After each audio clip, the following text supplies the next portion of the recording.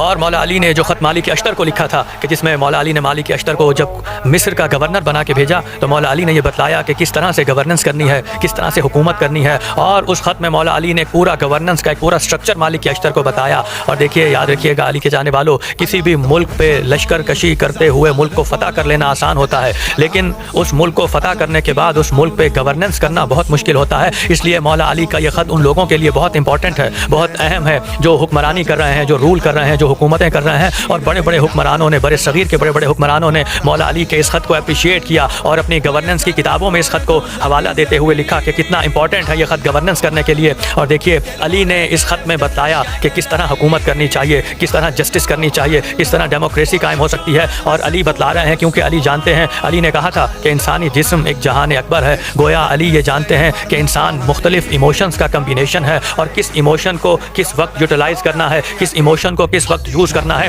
یہ علی بتلا رہے ہیں۔ اور جب مولا علی مالک اشتر کو خط لکھ رہے ہیں تو تنبیہ کر رہے ہیں کہ دیکھو، اپنی رعایا کے حوالے سے ان لوگوں پر کہ جن پہ تم حکومت کر رہے ہو، اپنے دل میں کس ایموشن کو رکھنا ہے، کس جذبے کو رکھنا ہے، کس ایموشن کو حاوی رکھنا ہے، کس ایموشن کو پرومیننٹ رکھنا ہے، کس ایموشن کو ڈومیننٹ رکھنا ہے۔ تو علی فرما رہا ہے کہ دیکھو، اپنے لوگوں کے لیے اپنے دل میں رحم دلی اور محبت کے جذبے کو حاوی رکھنا۔ گویا علی بتلا رہے ہیں کہ اپنے لوگوں سے رحم دلی کرنا، ان کے بارے میں معاف کرتے رہنا۔ اور پھر علی نے جو جملہ کہا، خدا کی قسم وہ پوری دنیا میں رہتی دنیا تک ہیومن رائٹس کی سب سے بڑی بنیادی پالیسی ہے۔ علی فرما رہے ہیں کہ دیکھو، وہاں تمہیں دو طرح کے لوگ ملیں گے، ایک وہ لوگ ہوں گے جو مذہبی اعتبار سے تمہارے بھائی ہوں گے، اور ایک وہ لوگ ہوں گے جو انسانیت کے اعتبار سے تمہارے بھائی ہوں گے۔ یعنی علی بتلا رہے ہیں کہ بھائی چارے کا رشتہ صرف مذہب کی بنیادوں پر نہیں ہوتا، بلکہ بھائی چارے کا رشتہ انسانیت کی بنیادوں پر بھی ہوتا ہے۔ اور یاد رکھیے گا علی کے چاہنے والوں، دنیا کا جو لیڈر ریلیجن بائزڈ ہو جاتا ہے وہ کبھی اچھا حکمران نہیں بن سکتا۔ اس لیے یونائٹڈ نیشنز نے اپنے 2002 کے جو عرب ہیومن ڈیولپمنٹ رپورٹ انہوں نے شائع کی، اس میں یہ سجیسٹ کیا کہ علی نے جو خط مالک اشتر کو لکھا تھا، سارے حکمران ایک مرتبہ اس خط کو پڑھیں، اس کا بغور مطالعہ کریں، تاکہ معلوم ہو جائے کہ جسٹس کس طرح سے کرنا ہے، ڈیموکریسی۔ اور علی فرماتے ہیں کہ جو لوگ تمہارے تابع ہوں انہیں اسی طرح سے معاف کرنا، ان کے ساتھ اسی طرح سے عفو درگزر کا معاملہ کرنا کہ جس طرح سے تم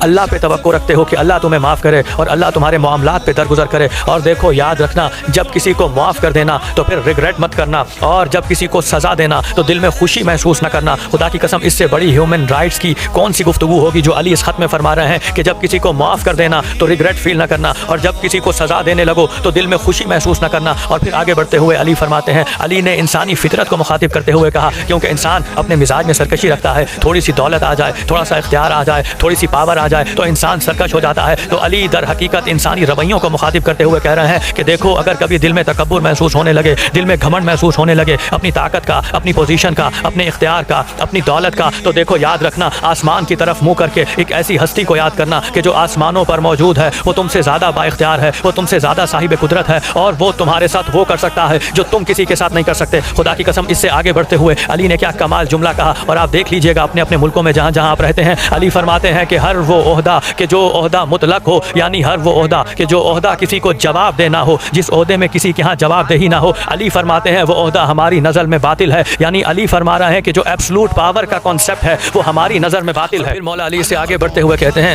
کہ مالک، تم جہاں حکومت کرنے جا رہے ہو وہاں کی اشرافیہ سے محتاط رہنا، کیونکہ جب تمہاری حکومت مضبوط ہوگی، جب تمہاری حکومت پاورفل ہوگی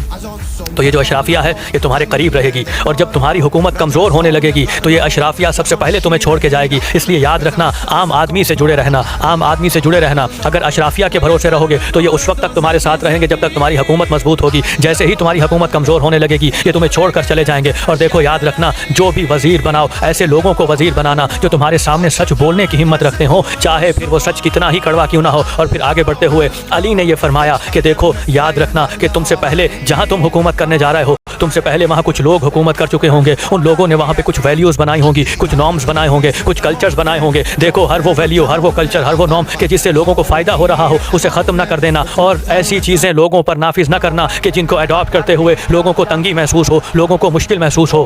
تو دیکھیے علی نے جو خط مالک اشتر کو لکھا ہے وہ تمام تر ان رہنماؤں کے لیے مشعل راہ ہے جو حکومت کر رہے ہیں، جو لوگوں پہ حکمرانی کر رہے ہیں، جو رول کر رہے ہیں۔ اس لیے 2002 میں یونائٹڈ نیشنز نے علی کے اس لیٹر کو بہترین جسٹس کا نمونہ قرار دے دیا اور گڈ گورننس ماڈل میں اسے شامل کیا۔ ارے اسی لیے تو علی کہتے تھے کہ جتنا علی جانتا تھا اتنا کسی نے پوچھا نہیں، اور جتنا علی سخی تھا اتنا کسی نے مانگا نہیں۔ کاش کہ دنیا نے علی کو پہچانا ہوتا، اور اگر دنیا علی کو پہچان چکی ہوتی اور اگر علی کی اطاعت کر چکی ہوتی تو آج پوری دنیا میں مسلمان اس طرح سے ذلیل نہ پای ضرب ما